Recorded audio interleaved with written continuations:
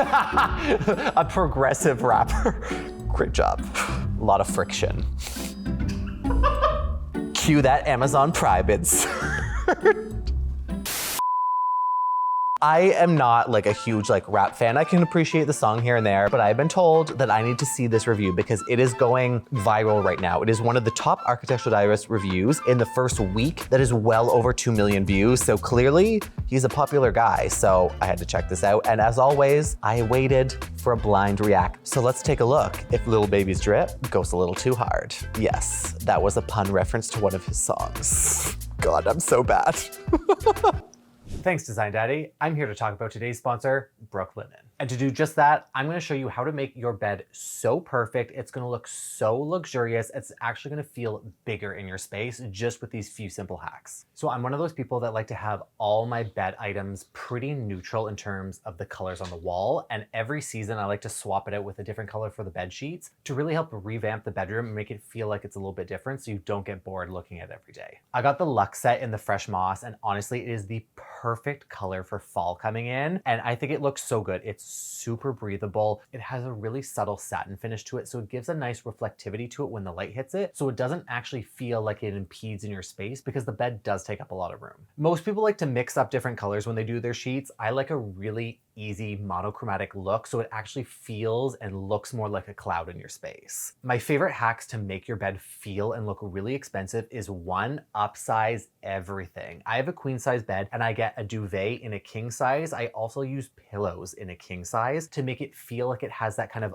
overflow throne look. And the ultimate secret that a lot of people don't know about is getting a double duvet. And when I say a double duvet, I'm talking about getting a second one to sit on top, because when you fluff it on top, it gives you the perfect hotel vibe of your bed looking and feeling super luxurious. And if there's one feature that every duvet cover should have that Brooklinen does well, is having the ties inside so your duvet doesn't shift around throughout the night and it always stays in place. These are the little details that really matter. My partner Anthony loves a deep green and he's obsessed with these sheets. He always takes all of the covers in the middle of the night, but don't tell him I said that. And if you guys want a set to try these out yourself, you can visit the link in the description box below or scan the QR code on the screen to get 15% off your first order from Brooklinen. What's up, AD? And welcome to my bachelor pad. So this is my home. I purchased this house a couple years ago and it looked nothing like this. Cool little living space. On the rock sofas. I got on the rock sofas at all my houses. Kind of like these sofas because they're super comfortable and they're kind of low. You can move the middle part up and down. You can lay on it a bit. I wanted to keep the house open, so if like people in the kitchen, people in the dining room, living room, swimming pool, in the pool, wherever, everybody still feel together. Originally, this whole area was outside. The wall maybe stopped from right here. So I wanted them to open this up and expand it a little more. Okay, we're gonna stop it there. He is a character to listen to, but I can also tell that this is like so unscripted because he just sounds very uncomfortable talking about his space. The living room, you know, isn't too bad. I'm usually not a fan of double-heighted spaces unless it's in a foyer or if it's intentional in the overall design. It does make it super, super spacious. The one downside is you feel very dwarfed in that space, and having the TV mounted on the fireplace, it is lower at least because he's got an electric one, so I'll give him a point there. It feels like it's almost too vast. You don't get that same intimate, like really cozy living room vibe that you would typically want from the space. I can appreciate that he's got the full open concept. I love the accordion doors along the back that open up so you can have that full connection to indoor and outdoor space. I love that the pool table is designed around what looks like it's gonna be this like black theme. So far, I'm actually quite impressed. I was a little worried when we first started. I do appreciate the modular styles of these sofas as well. The fact that you can coordinate to different shapes and sizes and move them around the space, as well as the backrest that is adjustable. I do wanna know how that's connected though, if it actually stays in place. Because if you have like 3 people on one side leaning to it, I got a feeling it may slouch over a little bit more, but that's more research. All right, now we're in the kitchen.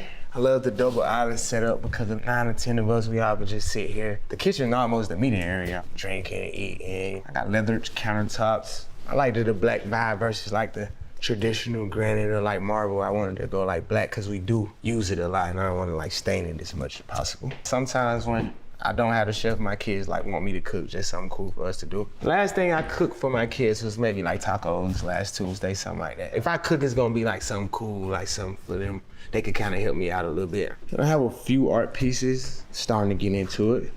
Tacos on a Tuesday, but we're gonna get into this kitchen here because I feel like there's a lot to unwrap. One, you know how much I love a black kitchen. I can appreciate that in its entirety. The one downside to this is that this kitchen is massive. You know, I'm also not a fan of the double island. I think that's so excessive, but at the same time, this is such a massive space that if you just had one island there, it's gonna look so unorthodox in that area. It's just gonna feel really small and cramped.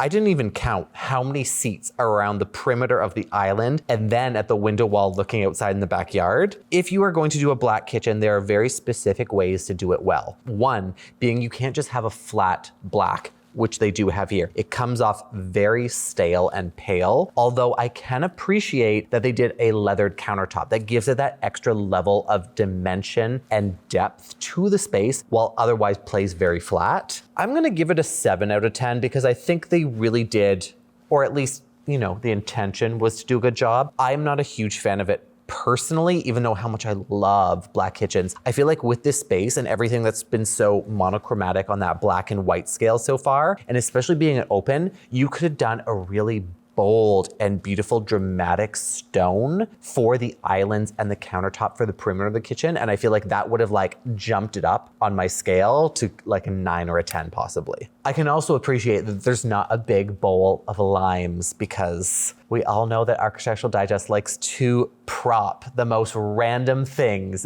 anywhere all the time. My favorite part of the kitchen would have to be like the Nana windows. They open all the way up. Then kind of gives you the whole inside, outside feel. And you're having like a pool party or people outside, they don't have to track water in the house and stuff. They can come here and get their food from the chef.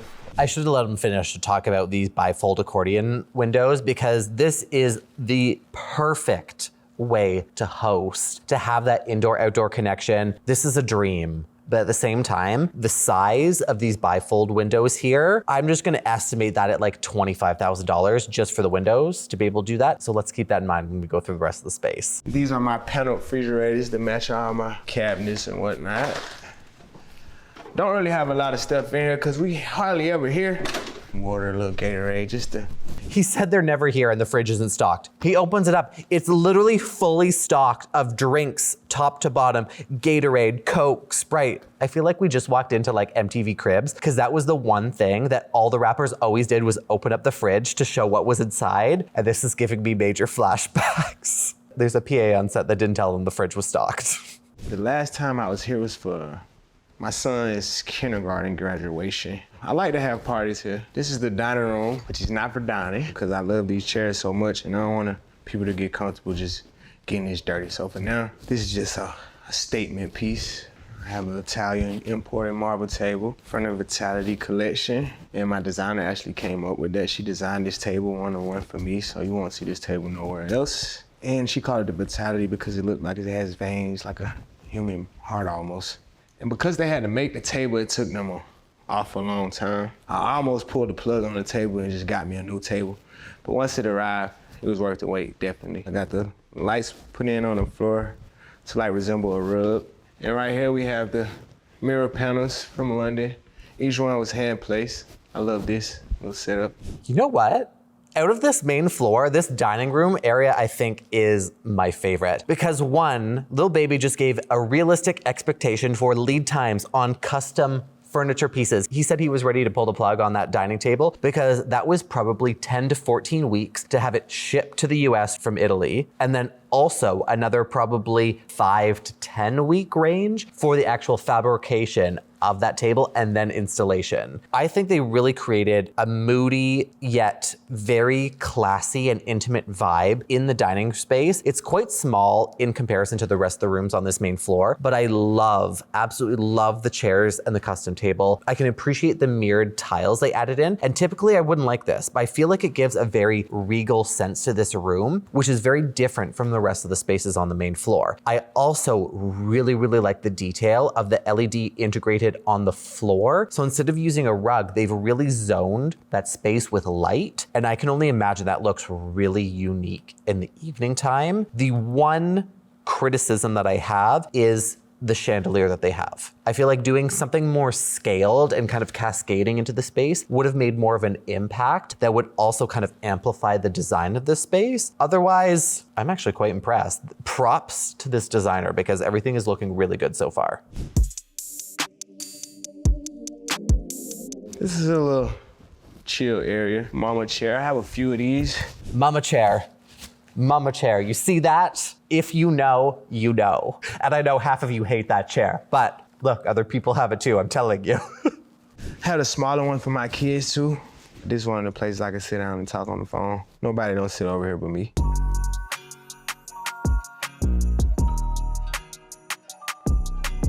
This is my primary wing. Before we even get into this, one huge props. We are saying the primary wing and the primary bathroom. There's a very specific reason why we don't use master when referring to a bedroom. And the fact that he's this progressive, I'm on it. I'm on his team right now. My two sons, Loyal and Jason. This is like an overflow closet. It's the summertime right now. These are like winter clothes, pants, and whenever I run out of space in one of the other cribs or something, I just bring my overflow stuff here. I have a lot of significant pieces in here, I'm sure. This right here is actually an outfit that I wore on tour every night, my last tour. So eventually I'll frame this up and hang it. I like this closet setup though. I don't wear nothing in here. It looks great though. I want to be rich enough to have a closet that I walk into and this is like, oh, I don't wear this stuff anymore. I just have it here. This makes my OCD so happy. Everything is perfectly spaced, perfectly organized. This is a dream to have as a closet. I also love that they have like, not necessarily the frosted glass, but the grade glass to walk in where it still kind of creates that separation, but you can still see in. The one criticism I have is that rug. That's a really creepy rug of him and his two kids. Like, I feel like doing like a nice portrait would have been better. I also feel weird like stepping on their faces if I was walking into the room. I mean, maybe that's not his issue, but like, I'd be like not walking on it when I go in. Sneaker closet. And a lot of these shoes are shoes that I'm probably not gonna wear again. Pair of Yeezys. Not the only, but one of the cool pieces in here. The shoes are almost like art color coordinated. Just some little eye candy for when you walk in the bedroom. Okay, that's pretty cool. He's made the statement that these closets are clearly showrooms and they're designed to really showcase all these beautiful pieces. And I think that's also a really kind of unique feature to have is that one, you can be wealthy enough to have pieces that you don't wear very often, or if you have, you don't wear them anymore, and they come with a memory. You have them, it's organized, it's color coordinated. Ugh, I need a closet that's this big. So if someone's got a space where I can have my overflow of clothes that I don't wear often, please let me know. Which is so soft, feels like a cloud. You can lay out on it, you know? Cool little vibe. In this area, I really love the light in here. I have to change sheer walls. A lot of stuff is like kind of art to me versus useful. And this is one of those places that when I walk in, it just looks super sexy to me. To have a little seating area off of the bedroom and the closet, I think they did a fantastic job here at really creating a moody and intimate space. I love the chain details on the wall. I think that's a really great way of bringing in that texture that's unexpected instead of using like a wallpaper. It's still very masculine, but it's still soft because it's balanced out by the curves of this sofa and the curves of this light fixture. This is why you hire a designer, because they are able to coordinate the masculine and feminine styles of a space to really create something that's beautiful. And this is where the magic happens at. I'm not here a lot, so a lot of magic don't happen in here. Fireplace, nice TV. I like the wall fixture, and I also love the ceiling, kind of like a piece of jewelry imported from Italy. Nice little swing, you know, ceiling joint. I actually sit here a lot though. This is like a cool little chill spot to me. I like to move, I don't like to sit still. So even when I'm sitting down, I'm still moving. Magic can also happen right there too. I'm glad he said it because I was literally about to pause being like, he's saying the magic's happening in the bedroom and he's got a swing chair.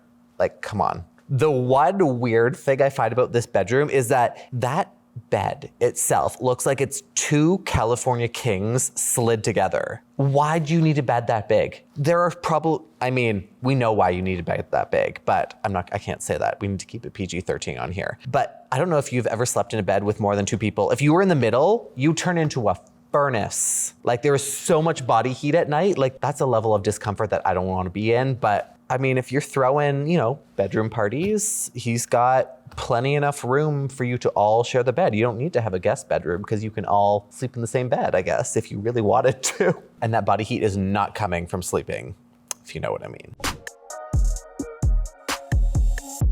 This is my bathroom, which I think personally is one of the most stunning parts of the house. Everything's super clean, like a nice hanging sink. I got a slits in the marble for the water to go down. Not the Kim Kardashian sink. Ugh. I mean, when you're this level of wealth, you're not cleaning this yourself. You got someone else to do this for you. This is not to code either. You need an overdrain so it prevents spilling. But I mean, they just really didn't care. Let's see the rest of it. Go down. Keep a double sink, It's out my way, I'm out your way type of thing. My tub. Also imported from Italy. Weighs a couple tons. We actually had to get it lifted through the window for it to be able to go in here. And this is my shower, where I spend most of the time, believe it or not. The shower is where I can get a peace of mind, get my thoughts together, think about how I'm gonna knock all this money off, Nice shower, big enough, very relaxing. I love the window vibe, little LED vibe. Everything's super cozy in here.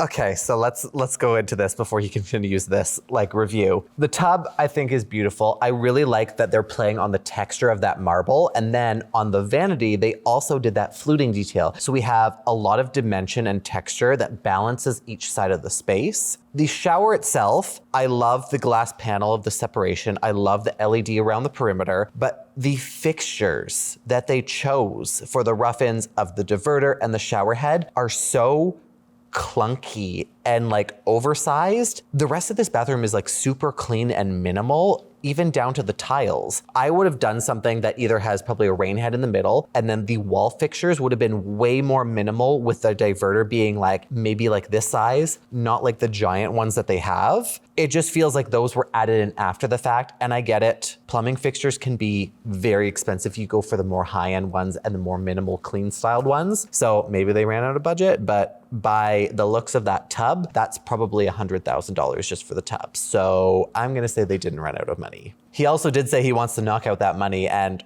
I can only assume what that means, but he spent over $100,000 on that tub at least. So why did you cheap out on the plumbing fixtures?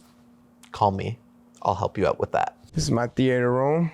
I want it to be different from my other theaters. These little cubbies, you can have your own little personal space. You actually can, two people can fit on here. So you got your little date, I got y'all a little movie night. Y'all could be separate or y'all could be together. They also each have a little table, like the movie theater. Sometimes I bring my portable studio where I could just set it up right here, just wrap it inside of here. I got these movie script posters all around the room, but this one is the most significant to me. This is the documentary of my life called Untrapped. It's actually on Amazon Prime and you can go and see it. I think this movie theater looks fantastic. I think they did a great job. It's very clean. It's got that contemporary style to it. I also love that instead of using your standard movie theater, boxed out seats, they created more of a sense of movement, which I really appreciate that they've kind of continued throughout this entire space. Curved sofas, curved furniture, curved lights, that detail that really helps make an impact and minimize that very standardized, static square, rectangle, and everything. This breaks it up and it gives you that extra element of design.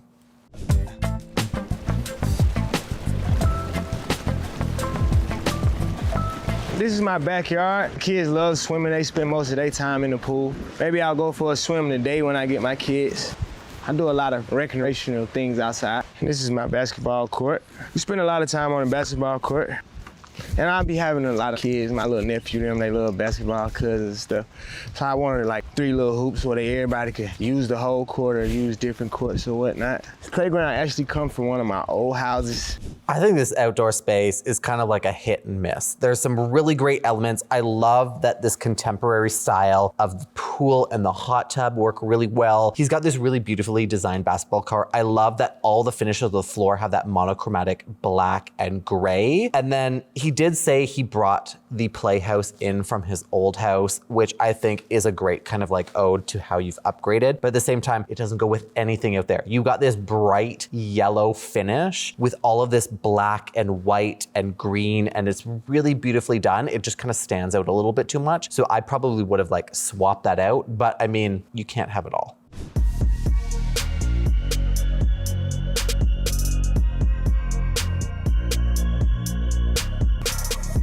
All right, AD, I appreciate y'all for coming to check out my bachelor pad. It's time for me to go save the world. Hopefully I'll catch you all next time at the family house. So overall, I don't know how I feel about this house. I kind of like it and I kind of don't. There's a lot of really great elements that can tie the space in together quite well. But then there's other areas that are just so either over the top or not fully designed enough. Like this entire entrance when you first walk in, yes, it's open concept. The 2nd story height takes away from the intimacy that you would want in a kind of like hangout, like entertainment house, which is clearly what this is. You know what? I'm still gonna give it like an 8 out of 10. I think the designer did a great job on a lot of these elements. And I can also appreciate that he worked with the designer to create a space that he wanted and he loved. Like there's a lot of really great elements that he wanted to have included, and I'm okay with it. I think they did a great job and I'm quite surprised. The Kim Kardashian like basinless sink is the only thing that I have like complete criticism over, because that is just like, it is a Neutrogena commercial disaster waiting to happen. Please throw in that like visual of the water splatting everywhere, because that's what's gonna happen. As always, thank you so much for watching. These reviews are always really fun because it really gives a lot of insight into celebrity culture, the design world, and what is kind of like on trend right now. And the highlight of what wealthy people can afford is what we all strive for, because for being honest, I probably won't be able to afford half that stuff at the house, but it's really nice to see that other people can enjoy it. If you haven't already, subscribe to my channel and make sure to follow me on Instagram, on TikTok for all my daily tips and tricks. And if you're ever second guessing yourself, just ask, what would Design Daddy do? Once again, not have basinless sinks. Boom.